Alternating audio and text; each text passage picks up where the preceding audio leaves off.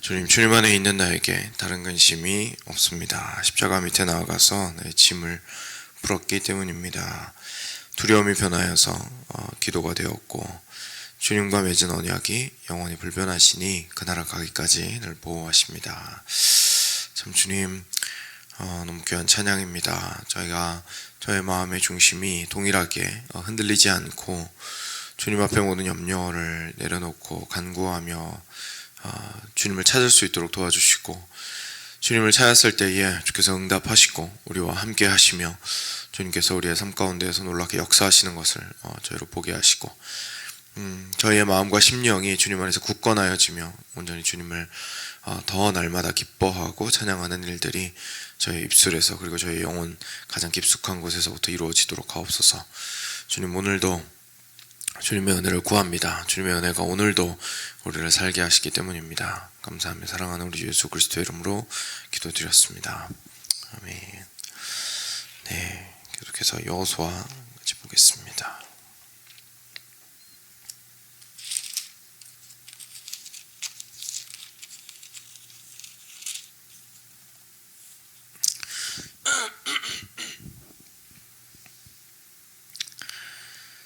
네.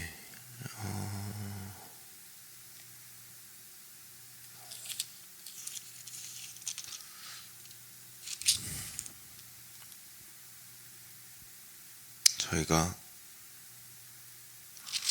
8절부터, 죄송합니다. 제가 큐티책을 지금 만들고 왔습니다. 몇 절까지죠? 26절까지. 네, 8절부터 26절까지 같이 교독하겠습니다.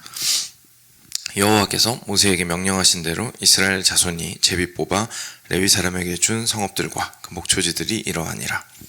유다 자손의 지파와 시므온 자손의 지파 중에서는 이 아래에 기명한 성읍들을 주었는데, 레위 자손 중 그앗 자손들에게 속한 아론 자손이 첫 번째로 제비 뽑혔으므로 아낙의 아버지 아르바의 성읍 유다 산지 기럇 아르바 곧 헤브론과 그 주위의 목초지를 그들에게 주었고, 그 성읍의 밭과 그 촌락들은 여분네의 아들 갈렙에게 주어 소유가 되게 하였더라.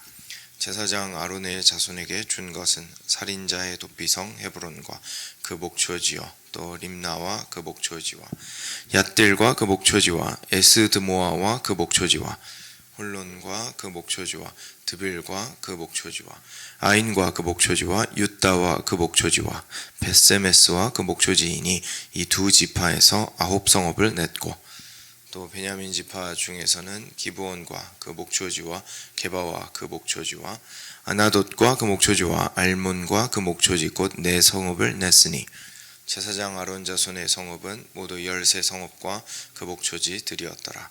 레위 사람인 그앗 자손 중에 남은 자들의 가족들 곧 그앗 자손에게는 제비 뽑아 에브라임 지파 중에서 그 성읍들을 주었으니, 곧 살인자의 도피성 에브라임 산지 세겜과 그 목초지요, 또 게셀과 그 목초지와 깁사임과 그 목초지와 벳호론과 그 목초지이니 4성읍이요, 또 단 지파 중에서 준 것은 엘드게와 그 목초지와 기브온과 그 목초지와 아얄론과 그 목초지와 가드림몬과 그 목초지이니 4성읍이요, 또 므낫세 반지파 중에서 준 것은 다아낙과 그 목초지와 가드림몬과 그 목초지이니 2성읍이라. 같이 읽겠습니다. 그앗 자손의 남은 가족들을 위한 성읍들은 모두 10성읍과 그 목초지이었더라. 아멘. 네. 오늘은 레위 사람들 성읍 이제 나눈 이후에 목초지들도 함께 나누었었거든요. 그래서 성읍을 먼저 주고, 그리고 그 주변에 어제 좀 말씀드렸던 것처럼 2000규빗 정도 되는 한 1km 또는 하프 마일 정도 되는 부분을 이렇게 선을 쭉 그어가지고 그 둘레에 있는 목초지들을 이제 레위인들이 사용할 수 있게 했었습니다. 그래서 그 목초지를 준 이야기를 하고 있습니다. 뭐 사실상 이게 이제 오늘의 내용의 끝인데, 그죠? 네, 여기에서 좀 기억해볼 만한 것이 분명히 있습니다. 이 목초지를 주신 것, 그 방식에 있어서 저희들이 오늘 조금 묵상을 해볼 만한 것이 있는데요. 저희가 10절, 11절 보시면 9절부터 제가 볼까요?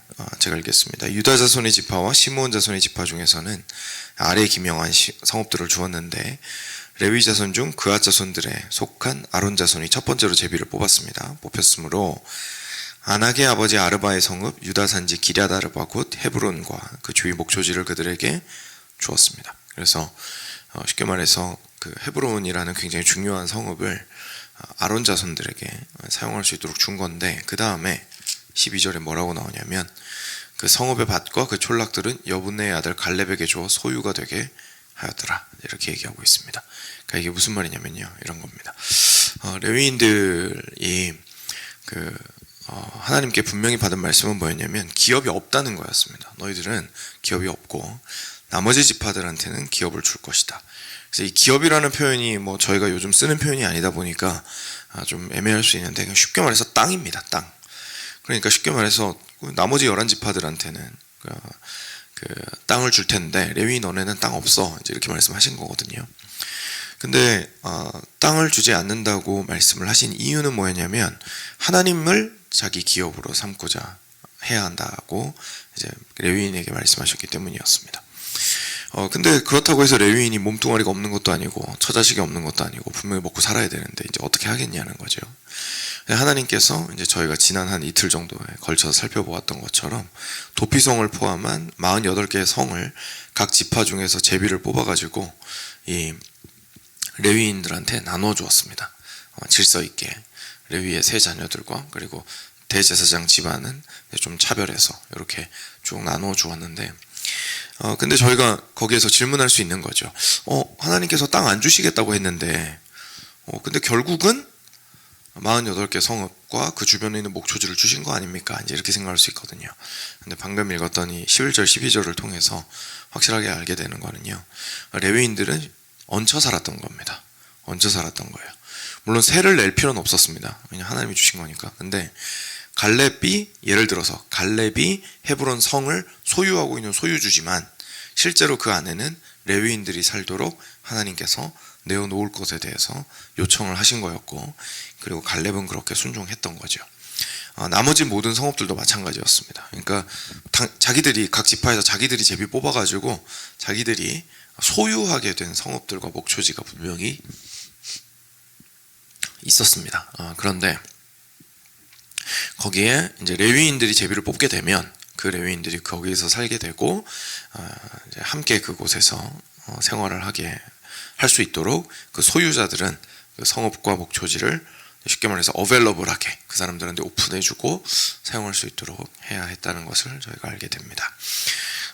그래서 이것을 보면 그렇구나, 하나님께서 말씀하셨던 대로 레위인들은 실제로 기업이 없었구나. 그런데도 불구하고 하나님께서는 이 각 다른 백성들에게 이렇게 얹혀서 그들에게 신세지면서 신세지면서 거기에서 살아갈 수 있도록, 그런데 또 풍성하고 충족되게 살아갈 수 있도록 목초지까지도 허락해 주시고 하면서 주셨구나라는 사실을 알 수가 있습니다. 저희가 그 하나님께서 이것들을 주실 때에 그 목초지 반경 같은 경우에도 명확하게 그 규빗으로 책정해서 주셨던 이유는 결국 그 주는 사람 입장에서는 사실 굉장히 구두쇠 같은 마음으로 줄 수 있단 말이에요. 그러니까 목적은 레위인들을 그들이 생활이 가능하게 만들고 자족할 수 있게 만들어주는 게 목적이기 때문에 그러기에 충분할 만한 정도의 성과 목초지를 주어야 하는 건데, 만약에 마음에 조금 꽁한 마음이 있어가지고 이거를 그냥 하나님께서 제비를 뽑게 하셨고 우리 성읍이 이렇게 뽑히게 하신 거예요. 속으로는 이거 주기 싫은데, 그죠? 그러면 사람이 어떻게 됩니까? 조금 주려고 그러잖아요. 그러니까 목초지도 최대한 줄여가지고 주려고 하는 거예요. 그렇게 할 수 있겠죠. 그래서 하나님께서 명확하게 이제 테두리까지 얼마나 주는 것이 좋은지를 결정하셔서 말씀을 하셨고, 그리고 그럼에도 불구하고 그 사람들이 자발적으로 주어야 했기 때문에 그들이 참 기쁜 마음으로 일에 동참함으로 자기들을 위해서 섬기고 있는 레위인들을 위해서 자신의 재산의 일부를 내어놓았던 것을 저희가 보게 됩니다. 이것이 이제 레위인들의 그 목초지 그리고 성읍 배분에 숨겨진 사실인데요. 근데 이걸 통해서 저희가 좀 오늘날의 우리의 그리스도인으로서의 삶에 적용을 해볼 수가 있습니다. 이제 저희가 예수님을 믿는 사람으로서요, 어제도 말씀드렸지만 레위인과 일반 성도의 구분은 이제는 없습니다. 철폐되었습니다.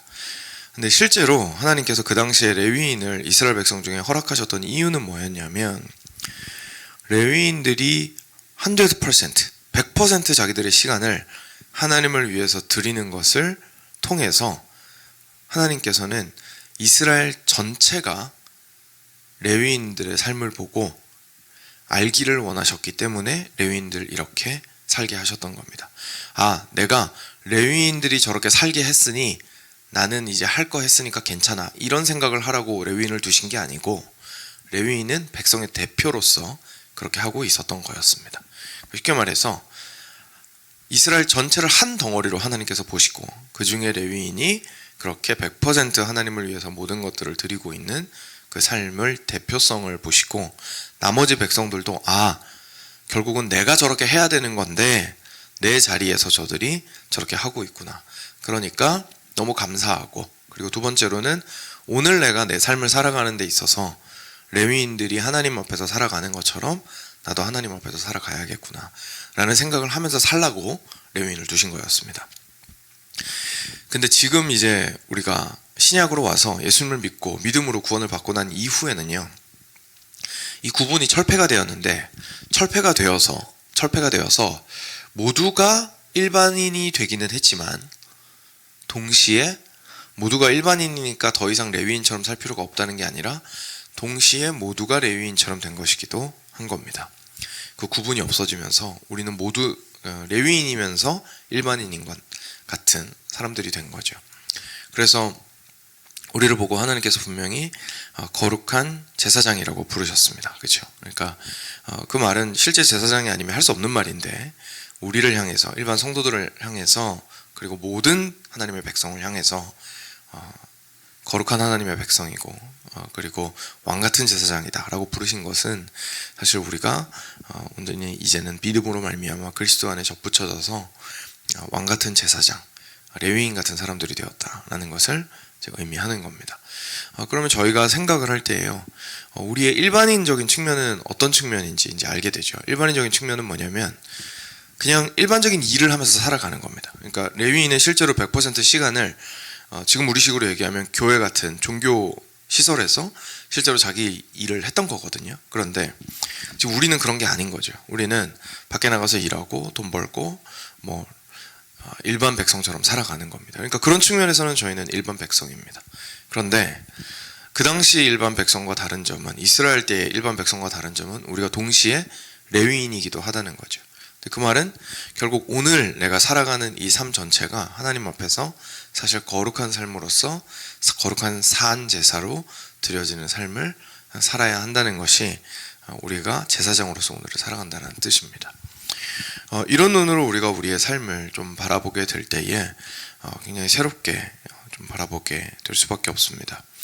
여러분, 우리가 일반인으로서 이 땅 가운데에서 살아갈 때에는 결국 오늘의 말씀에 좀 비추어서 여기에만 집중을 해서 좀 생각을 해본다면요, 이때의 일반 백성들은 어떤 역할을 했어야 했냐면, 지금 가지고 있는 게 내 것이건 내 소유, 내가 관리해야 되는 것이긴 하지만 이곳으로 레위인을 초청해서 들어와야 했습니다. 그렇죠? 초청해서 들어와야 했습니다. 그리고 이들이 이 안에서 충분히 하나님을 잘 섬길 수 있도록 최대한대로 그들을 돕고, 그리고 그들에게 내어줄 것들을 내어주어야 했습니다. 그러니까 이게 우리가 일반인이라고 생각을 했을 때 결국 어떻게 적용할 수 있냐면요, 우리의 삶 가운데 하나님의 말씀과 하나님의 다스리심이 온전히 들어올 수 있도록 항상 초청하여야 한다는 것을 저희가 알게 됩니다. 우리가 그냥 일을 하는 것이 하나님의 은혜로 형통하게 잘 되는 것, 그리고 그렇게 형통하게 잘 되게 하기 위해서 하나님이 놀라운 일을 중간에 막 행하시고, 전혀 연락도 한동안 안 됐던 사람을 통해서 도움을 얻게 하시고, 갑자기 어느 날 우편함을 열었더니 체크가 들어있고, 이런 놀라운 일을 통해서 역사하시면 내 일이 형통하게 되었고 하나님은 나를 사랑하시는구나 깨닫고, 그러니까 이 정도 수준이 아닌 거죠. 우리가 일반 성도로서 살아간다라는 의미는 이런 수준에서 머무는 것이 아니라 실제로 내 삶의 모든 영역에서 어떻게 그리스도인으로서 은혜로 말미암아 살아갈 것인가를 고민하면서 하나님의 뜻대로 매 순간, 그리고 가장 작은 곳에서부터 가장 큰 곳에 이르기까지 내 주머니 제일 안쪽부터 시작해서 사람들한테 가장 선명하게 드러나는 겉모습에 이르기까지 모든 부분들이 하나님 안에서 이루어지고자 살아가는 것을 의미할 겁니다. 그게 이제 레위인을 초청한 일반인으로서 살아가는 모습이겠죠. 근데 뒤집어서도 사실입니다. 우리는 일반인의 삶으로 들어가는 레위인의 삶이기도 한 겁니다. 그러니 결국 우리가 우리의 삶을 바라볼 때에도 사실 더 중요한 우선순위는 레위인으로서의 모습에 있겠죠. 왜냐하면 정말 우리가 원하는 건 하나님의 다스리심을 받는 거니까요. 그리고 그것을 위해서 우리가 부름을 받았으니까요. 그러니까 우리가 당연히 주님 앞에 나아가는 것이 우선순위가 되어야 하고, 그리고 먼저 우리가 번 것과 가진 것들을 가지고 하나님을 섬기는 데 일부를 떼어드리는 것들이 당연히 우선순위가 되어야 하고, 우리의 시간들과 우리의 관심과 집중력들이 단지 앞서 말씀드린 것처럼 내 문제가 해결되는데 포커스가 다 맞춰져 있는 것이 아니라, 일단 우선적으로는 내 문제에 관심이 없어도 된다는 얘기가 아니고요. 우선적으로는 하나님의 것에 관심을 가지고 바라는 삶을 살아가야 한다는 것을 저희가 또 깨닫게 되고요. 더 나아가서는 우리가 나의 일터와, 그리고 만약에 사회에서 회사와 같이 이렇게 집단 생활을 하고 있다면 그런 곳에서 내가 어디에 가든지 간에 사실은 내가 레위인으로서 일반 사회로 들어가고 있다는 사실을 저희가 꼭 기억을 할 필요가 있습니다. 거기서 결국 우리가 하는 일은 뭐냐면, 일단 첫 번째로는 우리가 하나님을 섬기는 데서 흔들리지 않는 거죠. 레위인이 들어갔는데 자기가 레위인이라는 사실 까먹고 아무거나 행하고 아무거나 입고 그 다음에 바로 출근해가지고 지금 성전에서 섬겨야 되는데 순결을 잃어버리고 성결함을 잃어버리고 뭐 이럴 순 없잖아요. 거기서 레위인이 레위인답게 계속 살아가고자 했을 텐데, 그런 것처럼 저희들도 계속해서 세상 가운데 살아가며 하나님 앞에서의 거룩함을 기억하고 유지하며 살아가고 하는 것들이 너무나 중요하다는 것을 저희가 좀 깨닫게 됩니다. 이런 것처럼 사실 여기에서부터 파생될 수 있는 묵상이 너무 많습니다. 우리가 일반 성도이기도 하면서 동시에 레위인이다 라는 사실, 특히 오늘 말씀을 조금 포커스를 맞춰서 생각해 본다면 방금 말씀드린 대로 나는 레위인을 초청하는 일반인의 입장이면서 동시에 일반 성도에게로 들어가서 사는 레위인과도 같다라는 생각을 저희가 해볼 수 있죠. 그래서 오늘 말씀이 전체적인 내용은 사실 짧지만 저희가 이렇게 묵상할 수 있는 내용은 상당히 우리의 삶 가운데 임팩트가 있는 내용입니다. 그래서 이 아침에 한번 묵상해 보시면서, 그리고 오늘 한번 질문해 보셨으면 좋겠습니다. 과연 나는 이 땅을 살아가는 여러 사람 중에 한 명으로서 어떻게 나의 삶 가운데에서 하나님을 바라보며 살아가고 있고, 내가 가진 것이 내 것이 아니고 오직 주께로부터 온 것임을 기억하고 살아가고 있는가. 반대로 내가 레위인이라는 생각을 했을 때 어떻게 영향을 미치고 있고 무엇으로 섬기고 있고 절대로 타협하지 않고 흔들리지 않는 그리스도인으로서의 정체성을 어떻게 세워가고 있는가라는 것들에 대해서 좀 다시 한 번 더 질문해보고 주님 앞에 진솔하게 나아가는 시간이 되시면 좋겠습니다. 같이 함께 기도하겠습니다.